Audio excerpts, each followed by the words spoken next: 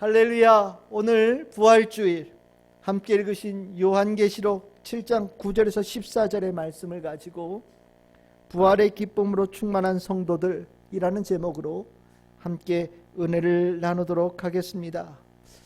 우리가 부활이 무엇이냐에 대해서 참 이야기하기가 쉽지 않아요. 왜냐하면 이 중에 아직 온전한 부활을 우리는 경험해 보지 못했기 때문입니다. 그래서 이 부활에 대해서 얘기를 할 때 우리 신앙생활을 오래 하신 목사님들도 내가 생각하고 있는 부활에 대해서 얘기를 할 때 참 조심스럽고 또 아주 겸손하게 말씀을 전합니다. 그게 당연한 거예요. 우리가 부활에 대한 믿음을 가지고 있지만 그 믿음은 너무나도 신비롭고 너무나도 위대한 것이어서 우리가 머릿속으로 생각하고 상상했던 것보다 훨씬 더 귀하고 아름다운 일이기에 우리가 그 부활의 온전함을 잊게 되어지는 그 순간 아마 여러분들의 입에서는 찬양과 기쁨이 저절로 터져나오게 될 거라고 저는 믿고 있습니다. 저는 이 부활절, 올해 이 부활절을 여러분들과 맞이하면서 무슨 말씀을 전할까라고 고민하는 가운데 이 부활에 가지고 있는 그 본래의 좀 이 의미를 조금 더 깊이 좀 새겨봤으면 좋겠다라는 생각을 가졌어요. 왜 이런 얘기를 하냐면 우리가 예수님께서 이렇게 부활하셨습니다. 성경의 부활을 이렇게 기록하고 있습니다. 라고 그런 내용으로 보통 부활절 설교를 하는데 오늘 저는 이 부활절에 우리가 이 기쁨으로 충만한 성도들이 되어지는데 왜 우리는 이 부활의 기쁨으로 충만한 성도들이 될 수밖에 없는가? 그 이유가 뭔가에 대해서 얘기를 좀 오늘 나누고 은혜를 좀 나누었으면 좋겠다는 생각을 가졌습니다. 부활, 이게 참 특별한 단어입니다. 보통 이것은 죽었다가 다시 살아났다라고 얘기를 할 때 이 부활이라는 단어를 쓰는데 실은 성경에서 이 부활이라고 하는 이 단어는 그렇게 간단한 단어가 아닙니다. 죽었다 다시 살아났다 그러면 다 부활이라는 말을 쓰느냐? 그렇지 않죠. 여러분들 마가복음 5장에 나오는 회당장 야이로의 딸 기억나십니까? 병들어 죽었어요, 딸이. 그런데 실은 그 아이가 예수님으로 인하여서 다시 살아났습니다. 그런데 그 회당장 야이로의 딸에 대해서 얘기를 할 때 부활했다라고 얘기합니까? 그렇게 얘기하지 않습니다. 우리 또 죽었다 다시 살아난 사람 또 하나 아시죠? 나사로라고 하는 사람입니다. 요한복음 11장에 나오는 나사로라고 하는 사람 죽었어요. 무덤에 들어가 있습니다. 그런데 온몸에 이렇게 동동동 묶여서 있는 완전히 죽은 시신이 되어져 있는데 그 나사로가 무덤에서 걸어 나왔습니다. 그런데 우리가 그 나사로에 대해서 얘기할 때 부활했다고 얘기를 합니까? 아니죠. 그냥 다시 살아났다라고 얘기합니다. 우리가 성경에서 말하는 이 부활은 단순하게 그냥 죽었던 사람이 다시 살아났다라는 그런 차원의 이야기를 하는 것이 아니에요. 훨씬 더 깊은 의미를 가지고 있습니다. 부활을 이야기하기 위해서는 먼저 죽음을 이야기를 해야 됩니다. 죽음에 대한 온전한 이해가 있어야 이 부활이 얼마나 귀한 것인지 얼마나 위대한 것인지 나에게 부활의 은혜가 있다는 건 예수님께서 부활하셨다는 것이 얼마나 귀한 축복인지를 우리는 알게 됩니다. 목사가 되고 나니 장례식에 집례 많이 가죠. 죽음이라는 단어가 실은 이 목사들에게는 아마 의사만큼 가까이 있는 사람들이다라는 생각을 갖습니다. 죽음이란 단어를 떠올릴 때 우리는 흔히 육신의 죽음을 떠올립니다. 그리고 이 죽음이 육신의 죽음을 보통 떠올리니 부활을 얘기를 할 때 죽었던 육신이 다시 살아나는 것을 부활로 생각하는 경우들이 있습니다. 하지만 만약에 단순하게 육신이 죽어서 다시 그 육신이 부활하는 정도의 그런 부활이라고 한다면 실은 우리는 이 부활에 대해서 그렇게 열광할 이유가 없어요. 잘 생각해 보십시오. 회당장 야이로의 딸 죽었다 다시 살아났습니다. 그런데 그 야이로의 딸 지금도 살아 있습니까? 나사로 죽었다가 예수님의 은혜로 살아났어요. 근데 그 죽어서 다시 살아난 사람 지금 살아 있습니까? 죽었지요. 죽습니다. 육신의 죽음 당연한 거거든요. 육신의 죽음은 무한정으로 지속되어지는 육신의 생명이라는 것이 무한정으로 지속되어지는 것은 하나님의 뜻이 아니에요. 우리가 성경에서 얘기를 합니다. 장례식에서 많이 얘기하죠. 흙으로 만들어졌으니 흙으로 돌아갈 것이다. 창세기 3장 19절에 나오는 말씀입니다. 우리 인간 주님께서 흙으로 만드셨어요. 이 육신 죽어서 땅에 묻히면 다시 흙으로 돌아갑니다. 이것이 이상합니까? 아니요. 자연스러운 겁니다. 자연스러운 거예요. 만약에 우리가 죽지 않고 이 육신이 계속해서 살아있다. 여러분들 영화에 보시면 가끔 나오지요.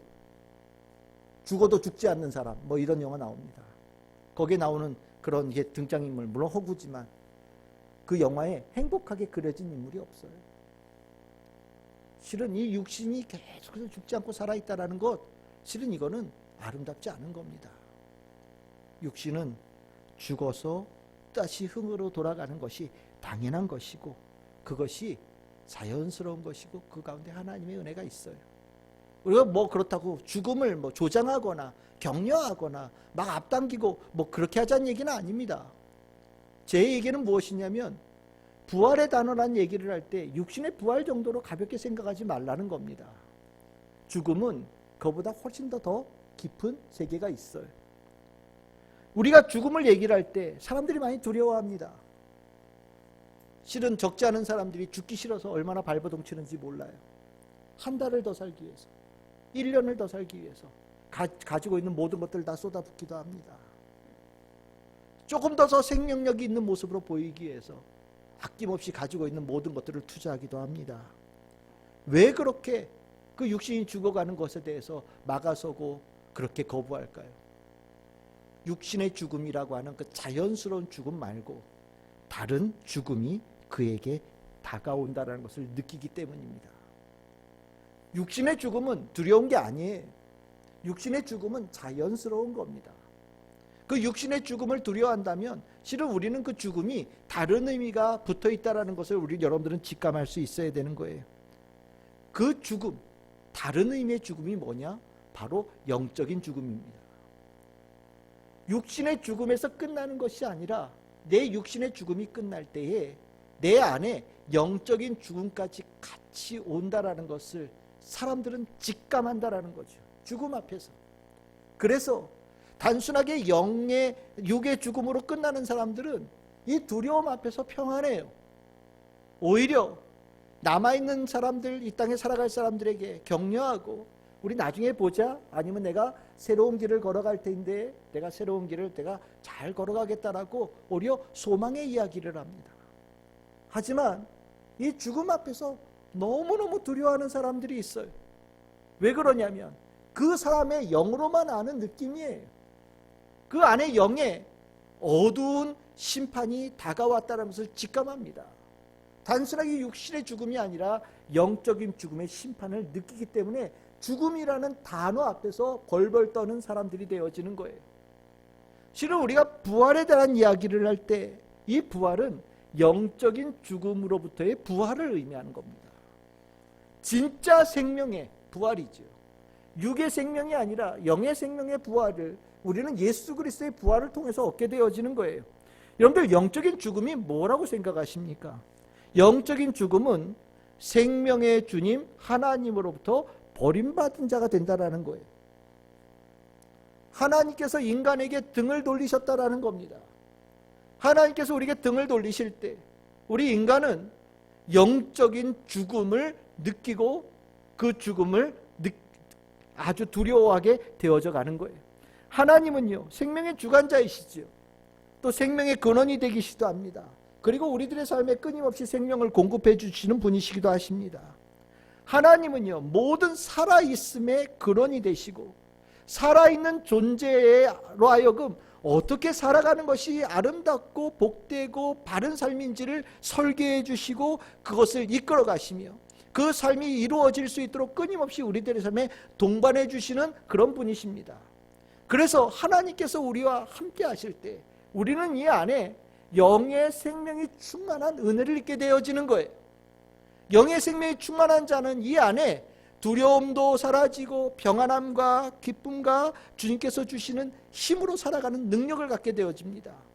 이렇게 하나님께서 인간에게 생명을 주시고 생명의 주관자가 되어주시고 하나님과 함께하는 인생이 복된 인생이라고 하는 이유가 무엇이냐? 바로 인간을 만들 때 우리는 하나님의 모양과 형상대로 만들어졌기 때문이에요.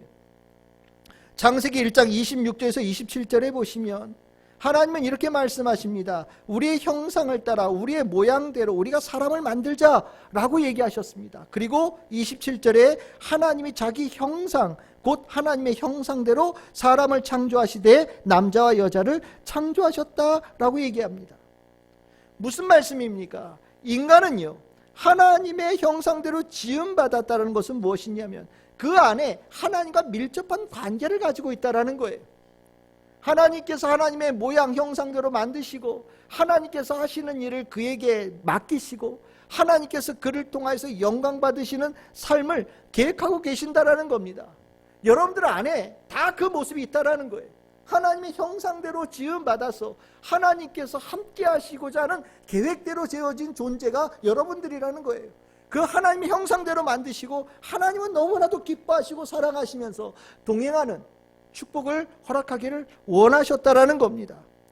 그래서 이런 가운데 있는 사람들은요 이 안에 생명력이 충만하니 육신의 쇠함으로 인하여서 근심이 들어오는 것이 현격하게 줄어듭니다. 우리가 고린도후서 4장 16절 이게 부활한 성도들에게 바울이 하는 이야기인데 이 말은 주님과 동행하는 가운데 있는 성도들은 이 축복을 누리는 거예요. 우리가 낙심하지 아니하노니 우리의 겉사람은 낡아지나 육신의 사람이죠. 육신의 사람은 늙고 낡아지고 병들어도 우리의 속사람은 날마다 새로워진다 라고 얘기해요. 이것이 무엇이냐? 하나님의 형상대로 지음받고 하나님의 형상대로 살아가는 자에게 있는 축복입니다. 생명이 충만한 거예요.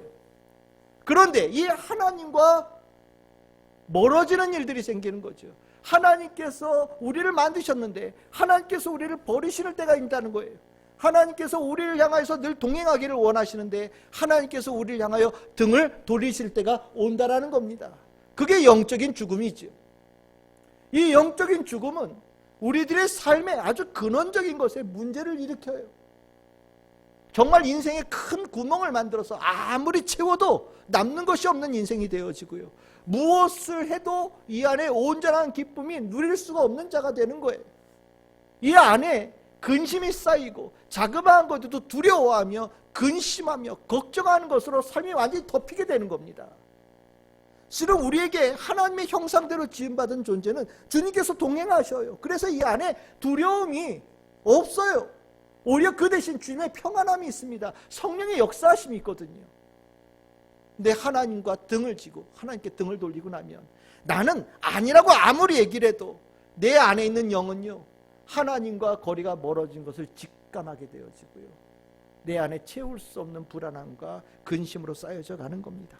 그러면 왜 하나님께서 우리를 버리실까요?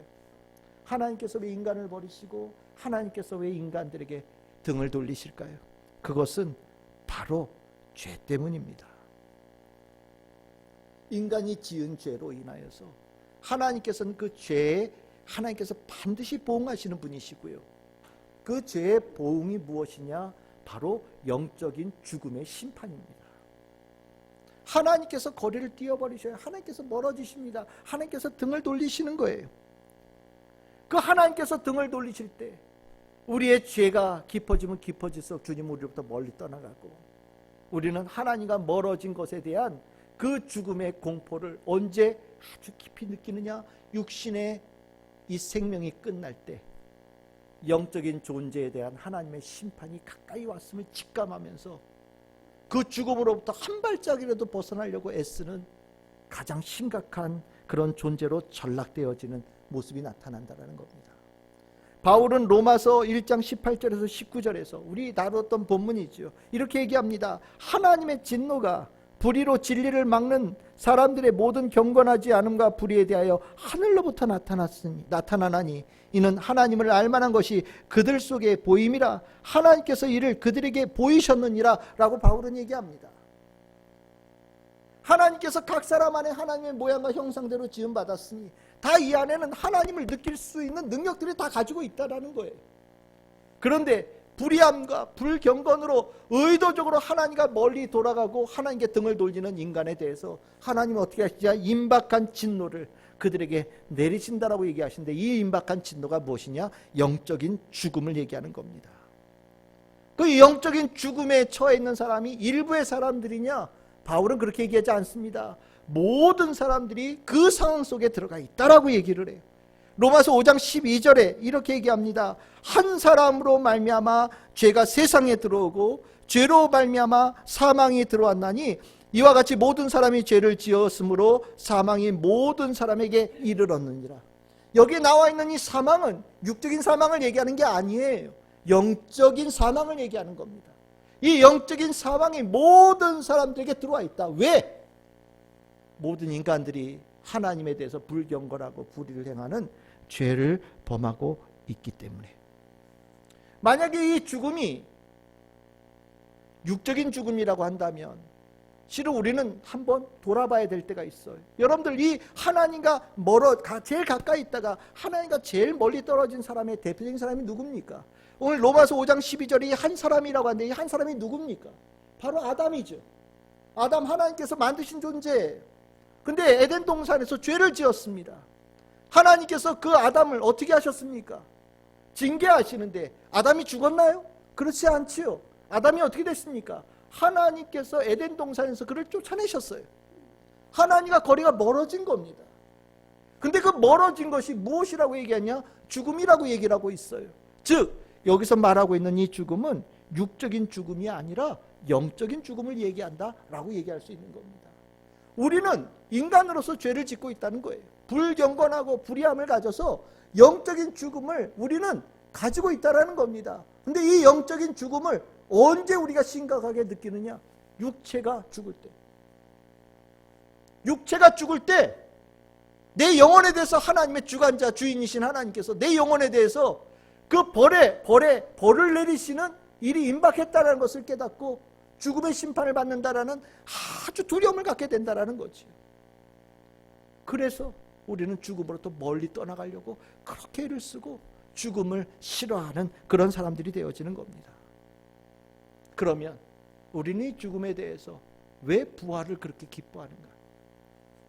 이 영적인 죽음에 대한 부활, 예수 그리스도의 부활은 정말 이 죄로 죽을 수밖에 없는 모든 영적인 죽음을 다시 영적인 생명으로 돌이키는 유일한 분이시고 유일한 해결자시고 유일한 구원자가 예수님이 되시기 때문입니다. 우리가 사순절 고난주간 지났습니다. 우리가 주일을 제외하고 40일 동안 예수 그리스도의 고난과 그리고 예수님께서 이 땅에 사셨던 모든 사랑을 깊이 묵상하는 사순절을 보냈지요. 사순절에 여러분들 뭘 묵상합니까? 내 죄를 묵상합니다. 하나님의 말씀대로 살아가지 못하고 하나님의 뜻대로 살아가지 못하는 나를 묵상합니다. 그리고 나를 향하여서 끊임없이 사랑을 베풀어 주신 예수 그리스도의 은혜, 예수 그리스도의 가르침, 예수 그리스도의 사랑을 묵상합니다. 이게 사순절이에요. 나의 죄에 대해서 묵상한다는 게 뭡니까? 나의 영적인 죽음의 상태를 묵상하는 거예요. 내가 죄를 지어서 하나님 말씀대로 제대로 살지 못하여서 들어왔던 내 인생의 근원적인 어두운 구름에 대한 묵상을 하는 겁니다. 그리고 그 어두운 구름을 지워버려 주시고 나에게 생명의 빛을 주시는 예수 그리스도를 묵상하는 게 사순절이에요. 그래서 이 영적인 죽음을 깨닫는 성도들은 사순절을 아주 깊이 보내요.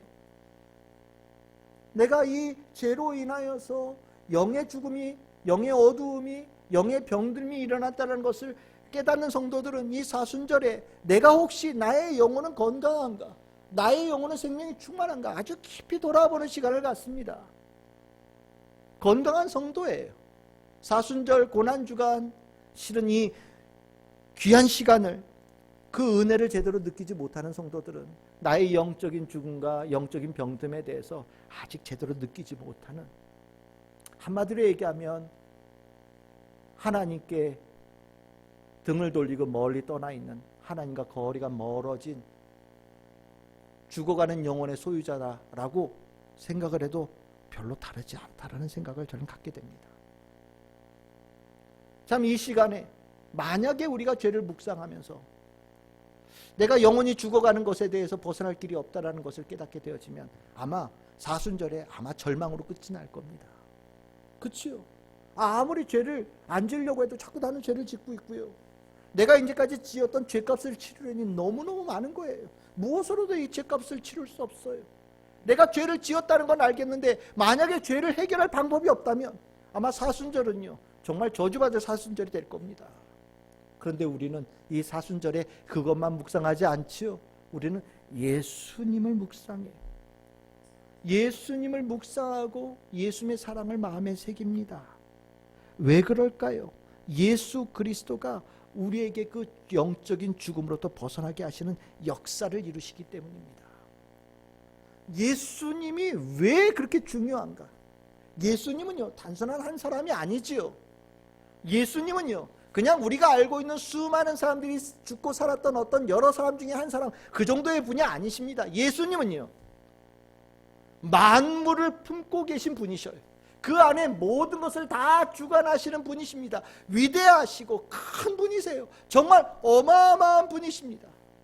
우리가 상상할 수 없을 정도로 더 큰 분이 바로 예수님이셔요. 그 예수님에 대해서 표현할 때 요한복음 1장 1절에서 4절 아주 유명한 말씀이죠. 예수님이 얼마나 위대하신 분이신가. 요한복음에서 요한은 이렇게 표현합니다. 우리 이 본문의 말씀 같이 한번 읽어봅시다. 함께 읽겠습니다. 시작. 태초에 말씀이 계시니라. 이 말씀이 하나님과 함께 계셨으니 이 말씀은 곧 하나님이시라. 그가 태초에 하나님과 함께 계셨고 만물이 그로 말미암아 지은 바 되었으니 지은 것이 하나도 그가 없이는 된 것이 없느니라. 그 안에 생명이 있었으니 이 생명은 사람들의 빛이라. 아멘. 예수님을 어떻게 표현합니까? 하나님이다. 하나님 말씀이다. 그 안에 만물이 다 있다. 그분은 생명의 주관자이시고 근원이시다라고 얘기를 합니다. 무슨 소리입니까? 예수님의 행동, 예수님의 말, 예수님의 선택이 모든 만물에게 영향을 끼친다는 이야기입니다. 예수님께서 오늘 무엇을 가르치셨는가? 그 말씀은 들은 자에게만 역사하는 말씀이 아니에요. 모든 만물에게 역사하는 말씀입니다. 예수님께서 어떤 행동을 하셨어요? 그 행동은 만물에게 영향을 끼치는 행동입니다. 예수님의 선택은요 만물에게 영향을 끼치는 선택이에요. 그래서 예수님은요 귀한 분이셔요. 예수님은 위대한 분이십니다. 예수님께서 이 땅에 육신을 입고 오셨다라는 것도 온 만물에게 영향을 끼치는 위대한 사건이 되어지는 겁니다. 그리고 예수님께서 육신의 사역으로 하신 이 모든 이 땅의 사역은 만물이 가는 길을 완전히 뒤바꿔 놓는 사역이 된 거죠. 이렇게 되어지고 나면 우리는 이 부활절에 앞서서 있었던 고난, 예수님의 고난의 의미를 다시 돌아보게 됩니다. 예수님의 죽음은 한 사람의 죽음일까요? 아닙니다. 예수님의 죽음은 만물의 죽음이에요. 예수님의 죽으심은요 한 사람이 이 땅에서 생명이 끝난 것이 아니에요. 예수님의 죽으심은요 만물이 죽음을 맞이한 것과 동일한 효과를 나타낸다라는 겁니다. 그러면 이것이 어떤 의미를 가지고 있느냐? 여러분들, 예수님께서 십자가에 달려서 마지막 남기신 말씀이 무엇입니까? 요한복음 19장 30절이지요. 다 이루었다라고 말씀하셔요. 예수님께서 죽으시면서 다 이루었다라고 얘기하신 의미가 뭘까요? 끝이다, 나 간다, 나 죽는다, 이렇게 얘기하지 않으셨어요. 다 이루었다라고 말씀하셨어요. 도대체 무엇을 하셨길래? 바로 예수님께서 하신 것은 무엇이냐?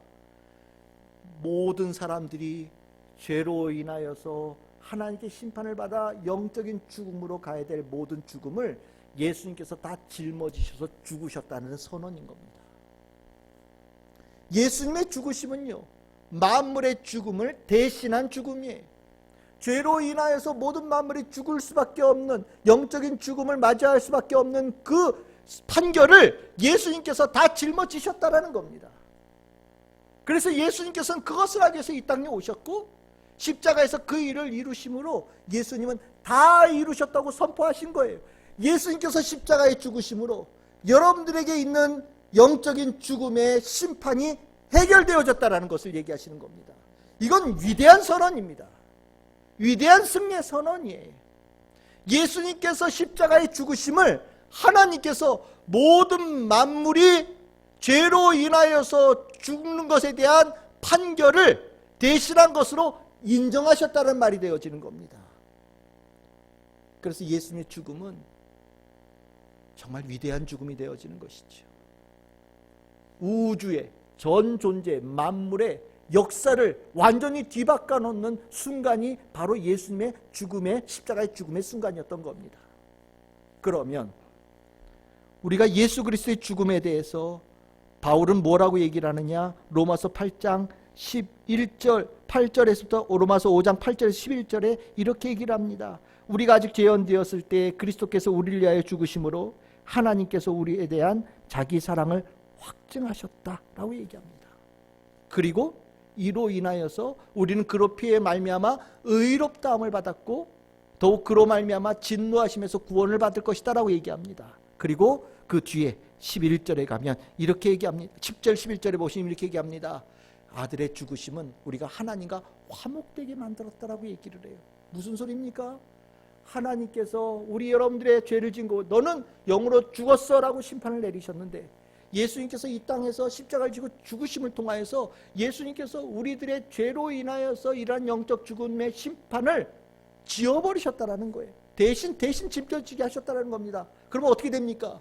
우리에게 등을 돌리셨던 하나님께서 우리에게 다시 얼굴을 보이시게 되어지고 우리를 버리셨던 하나님께서 우리를 다시 찾아오는 역사가 일어나게 되어지는 것이지요. 이건 놀라운 선언이에요. 예수님의 죽음이 그렇게 위대한 일을 하셨다라는 겁니다. 그리고 나니 우리는 이렇게 되어지게 말하는 거지요. 한 사람의 죽음이 예수 그리스도의 죽음이 그렇게 죽음의 문제를 해결했다면 우리는 예수 그리스도의 부활 또한 한 사람의 부활로 끝날까요? 아닙니다. 예수 그리스도의 부활은 만물에게 영향을 주는 부활이 되는 거예요. 예수 그리스도의 죽음이 만물에게 영향을 끼친 죽음이 되어졌다면 예수 그리스도의 부활은 만물에게 영향을 끼치는 부활이 되어진 거예요. 하나님께서 우리들의 죄를 다 사하여 주시고 다시 시작하고 다시 에덴 동산에서 함께 했던 아담의 모습으로 되돌아갈 수 있는 길을 완전히 여셨다라는 것을 얘기하는 겁니다. 예수님은요, 그 주님께서 부활을 통하여서 얻는 은총을 아낌없이 제자들에게 주기를 원하셨던 분이셔요. 예수님의 부활로 끝나는 것이 아니라 예수 그리스도의 부활로 인한 모든 영광을 예수 그리스도의 제자들이 다 받기를 원하셨어요. 축복하셨습니다. 그 말씀을 요한복음 13장 31절에 42절에 이렇게 얘기합니다. 지금 인자가 예수님을 얘기합니다. 하나님께 영광을 받았다. 나로 인하여서 하나님께서 영광을 받으셨다라고 선언을 합니다. 하나님께 나에게 지금 영광을 주신다라고 얘기를 하셔요. 이 영광이 무엇이냐? 여러분들 요한복음 17장 22절 24절에 가시면 이게 바로 부활의 영광입니다. 하나님께서 예수님을 십자가에 달아서 돌아가신 그 예수님을 가장 존귀한 자로 영광스럽게 올리셨다라는 거예요. 그리고 예수님께서 하신 그 일을 통해서 구원의 계획을 가지셨던 하나님의 모든 계획이 이루어지는 축복이 일어났다라는 겁니다. 그런데 예수님은요, 나에게 주어진 이 영광을 나만 받는 것이 아니라 제자들에게 주기를 기도하셔요. 요한복음 17장 22절 내게 주신 영광을 내가 그들에게 주었사오니, 그들은 제자들을 얘기합니다. 그들에게 주었사오니. 그리고 24절 아버지여 내게 주신 자도 나 있는 곳에 나와 함께 있어 아버지께서 창세전부터 나를 사랑하심으로 내게 주신 나의 영광을 그들에게 보게 하여 주옵소서라고 기도하셔요. 무슨 소리입니까? 예수 그리스도의 부활이 예수 그리스도를 믿는 모든 자들에게 동일하게 선물로 주어졌다는 선언을 하시는 거예요. 놀라운 축복이지요. 죄로 인하여서 영적인 죽음을 맞이할 수밖에 없었던 우리들에게 하나님께서 예수 그리스도의 영광을 주셨고 그 영광을 예수님 우리에게 아낌없이 주셔서 예수의 부활이 곧 나의 부활이 되어지는 은혜가 되어졌다라는 것을 얘기하는 겁니다. 그러면 이제 우리는 주님께서 부활을 하셨다는 것을 왜 이렇게 기뻐하느냐? 기뻐할 수밖에 없지요. 나의 영적인 죽음에 대한 두려움을 가지고 있던 이들이 예수 그리스도께서 부활하셨다는 것이 곧 나의 부활이 되어진다는 것을 깨닫게 되어지고 나면 감출 수가 없는 거예요. 기쁨을, 이 감사를 감출 수가 없는 겁니다. 예수 그리스도께서 주신 이 부활의 역사는 오늘 나를 영적인 죽음으로부터, 모든 근원적인 죽음으로부터 완전히 나를 벗어나게 하시는 놀라운 축복의 날이 되어지는 거예요. 그래서 부활은요, 기쁨이 될 수밖에 없는 겁니다. 여러분들, 성도에게 죽음, 이제 아까 얘기했던 죽음의 공포를 갖는 자와 다르지요. 육신의 죽음 앞에 영적인 죽음을 느끼는 자는 죽음을 무서워하지만, 성도들은요, 예수 부활을 알아요. 예수 부활의 역사가 내 안에 있어요. 그러니 육신이 죽어도 나의 영혼은요, 완전히 다른 세계로 들어간다는 것을 깨닫게 되어집니다. 오히려 성도에게 육신의 죽음은요, 이 낡고 병들고 추해진 나의 육신의 옷을 벗어버리고 하나님께서 새롭게 입히시는 아름답고 거룩한 옷으로 새롭게 입는 새 옷을 입는 날로 오히려 바뀌게 되어집니다. 그것을 바울은요, 고린도후서 5장 1절에서 3절에 이렇게 얘기를 합니다. 만일 땅에 있는 우리의 장막의 집이 무너지지 아니하면, 이 장막의 집이 무엇이냐에 대해서 얘기할 수 있겠지만, 이 장막의 집은 여러분들 육신이라고 생각하셔도 돼요. 이 육신의 집이 무너지면 하나님께서 지으신 집, 곧 손으로 지은 것이 아니요 하늘에 있는 영원한 집이 우리에게 있는 줄 아느니라. 참으로 우리가 여기서 탄식하며 하늘로부터 오는 우리 처소를 덧입기를 간절히 사모하노라. 우리가 이렇게 입으면 우리가 벗은 자들로 발견되지 않으려 함이라 라고 바울은 얘기해요.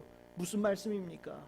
우리가 육신의 죽음을 맞이할 때에 주님은요, 우리의 영의 살아있음을 귀하게 여기시고요, 우리의 그 영이 살아있는 자에게는 주님께서 새로운 육신의 옷을 입혀주신다라고 얘기합니다. 더 멋있고 더 아름답고 더 건강하고 더 거룩한 옷으로, 새 옷으로 입혀주신다라는 거예요. 그러니 육신이, 이 낡은 육신이, 이 늙은 육신이 이 땅에서 죽음을 맞이할 때 성도들은요, 오히려 기뻐하죠. 주님께서 이 육신의 아픔부터 벗어날 수 있는 은혜를 주시니까요. 그런데 이 부활의 은혜를 모르는 사람들은 육신이 죽은 것뿐만 아니라 영혼의 죽음을 직감해요. 육신의 죽음의 문제가 아니라 영혼의 죽음 앞에 두려워하면서 이 죽음 앞에 한없이 나약한 존재로 전락되어지는 모습에 부끄러운 모습을 갖게 된다는 겁니다. 예수 부활 왜 위대하냐? 우리가 가지고 있는 이 육신의 죽음을 완전히 무력화시킨 역사가 일어나고 우리에게 근원적인 생명의 역사를 주시는 은혜를 주시기 때문입니다. 그러니 부활은 기쁠 수밖에 없지. 부활은 기쁠 수밖에 없는 거예요. 이 기쁨을 먼저 이 땅에서 믿음 가지고 살다가 죽은 성도들이 천국에서 하고 있다라고 오늘 읽었던 성경 본문에서 얘기합니다. 오늘 읽었던 성경 요한계시록 7장 9절에서 14절, 천국에 하나님의 보좌 어린 양 앞에 있는 성도들의 모습을 이야기하는 거예요. 그 성도들이 부활한 모습으로 주님의 보좌 앞에 서 있습니다. 손에 종려가지 들고 흰 옷을 입고 주님 앞에서 구원하신 은혜를 주신 어린 양을 찬양합니다. 그리고 그 찬양에 천사들이 놀라운 주님의 찬양으로 화답하는 이야기가 오늘 읽었던 본문에 나와요. 그 성도들이 누굽니까? 뭐라고 얘기합니까? 여러분들 14절에 얘기하지요. 칼난에서 나오는 자들인데 어린 양의 피에 그 옷을 씻어 희게 되어진 자들이다 라고 얘기합니다. 오늘 우리 부활절 흰옷 입었죠. 우리 드레스 코드가 흰옷이었어요. 이 흰옷이 무엇입니까? 주님께서 보혈의 피로 씻어주신 옷을 입은 자들이에요. 부활의 옷을 입은 자들입니다. 하나님의 백성에게 주어지는, 하나님께서 백성에게 주신 드레스 코드예요. 천국에 있는 하나님의 백성의 옷입니다. 부활의 은혜가 우리로 하여금 이 아름다운 영광을 주는 거예요. 흰 옷을 입은 성도들 얼마나 감사해요. 정말 그 약속이 이루어진 겁니다. 예수 그리스도의 그 놀라운 역사하심을 부활, 이 땅에서 육신이 죽었을 때 완벽하게 체험한 거예요. 그래서 천국에서 하나님 앞에서, 예수님 앞에서 찬양할 수밖에 없는 자가 되어졌다라고 오늘 요한계시록에서 우리에게 알려주고 있는 겁니다. 이 시간 우리가 부활절에 이 아침에 이 자리에서 예배를 드리고 있을 때 천국에 있는 성도들은 주님 앞에서 예수 그리스도의 이름을 높이며 찬양하는 모습으로 예배를 드리고 있음을 여러분들 믿으시길 바랍니다. 이것이 부활의 역사가 이미 이루어졌고 오늘도 있고 앞으로도 계속 이루어질, 계속되어지는 주님의 축복이라는 것을 나타내는 중요한 증거입니다. 이제 우리는 이 부활의 아침에 내 모습을 봐야 되는 거예요. 나는 정말 부활을 기뻐하고 있는가? 나는 정말 이 부활의 아침에 내 영혼이 살아난 것에 대한 기쁨으로 충만하고 있는가? 우리가 부활의 은혜를 입고 예수 그리스도의 은혜로 말미암아 하나님과 함께 가는 성도가 되어진다면 이 안에 분명하게 나는 고백할 수 있는 은혜가 있고요, 그 은혜로 말미암아 우리는 기뻐하고 찬양하는 성도가 될 수밖에 없는 거예요. 부활의 능력을 가진 자들은요, 그 얼굴이 환하고 마음에 빛이 나고요, 생명으로 충만하고요, 소망이 있고요, 평안함의 역사가 있는 겁니다. 저는 그래서 오늘 읽었던 본문에서 우리가 도대체 이 부활절 무엇으로 찬양할까? 오늘 이 본문에 나와 있는 이 단어 하나하나가 여러분들의 오늘 찬양의 주제가 됐으면 좋겠어요. 요한계시록 7장 12절입니다. 천사들이 화답한 내용이죠. 7가지가 나오는데 처음에 뭐라고 나옵니까? 찬송이 나옵니다. 찬송이 뭡니까? 하나님을, 예수님을 사랑하는 걸 얘기하는 거예요. 부활하고 나니 나를 위해서 돌아가신 예수님 너무너무 사랑하고요, 부활의 은혜를 나한테 아낌없이 내려주신 주님 너무너무 사랑하는 자가 된다는 겁니다. 부활의 아침에 성도들이 하는 기쁨의 고백의 주제예요. 두 번째는 뭡니까? 영광입니다. 하나님의 헤아릴 수 없는 위대함. 부활의 아침에 하나님은요 정말 위대한 분, 정말 온 만물에게 영향을 끼치시고 모든 만물을 주관하시는 위대한 분이라는 그 경외감이 우리들의 심령을 가득 채웁니다. 그리고 주님께 영광을 올려드리지요. 세 번째는 지혜라고 합니다. 만물을 구원하시는 계획을 세우시고 그것을 실행하시고 그 가운데 있는 놀라운 지, 깊고 깊은 그의 사랑의 그 모든 것들을 지혜로 얘기를 하면서 우리는 주님께서 가지고 계신 뜻을 찬양합니다. 네 번째는 뭡니까? 감사합니다. 그치요? 십자가의 은혜도 감사하고 부활의 은총도 감사합니다. 이외에 무슨 말이 필요하겠습니까? 부활절의 성도들은 감사로 충만합니다. 존귀라고 얘기합니다. 존귀는 무엇입니까? 십자가에 달리실 때 예수 그리스도는 찢기고 못 박히고 창에 찔린 모습으로 처참한 모습이셨지만 우리는 부활하신 예수님의 모습 속에서 그분이야말로 가장 존귀한 분이라는 것을 알지요. 그리고 우리는 부활한 성도가 되어져서 예수 그리스도를 가장 귀한 분으로 높여드리는 마음으로 갔습니다. 오늘 우리 성도들이 갖는 마음이죠. 능력입니다. 여섯 번째입니다. 능력은 무엇입니까? 구원의 계획을 가지고 계셨을 뿐만 아니라 실행하는 능력을 얘기합니다. 하나님께서 예수님을 통해서 하신 일, 예수님께서 감당하신 모든 능력, 이건 우리가 부활절 아침에 찬양하는 중요한 주제가 됩니다. 그리고 일곱 번째 마지막으로 힘이라고 얘기를 합니다. 예수님을 부활케 하시고 또 부활케 하셔서 교회의 머리로 예수 그리스도가 되어지시며 교회에 있는 모든 성도들에게 그 주님의 권세로 지키시고 부활의 성도로 살아가게끔 만드시는 그 권세, 우리가 이 부활의 아침에 주님 앞에 올려드릴 찬양의 주제가 되어집니다. 부활절, 영어로는 이스터리라고 얘기합니다. 앞에 해피라는 단어를 붙이죠. 기쁜 부활절이라는 뜻입니다. 맞습니다. 부활은 기쁨이라는 단어 외에, 찬양이라는 단어 외에는 아무것도 자리 잡을 것이 없는 날이에요.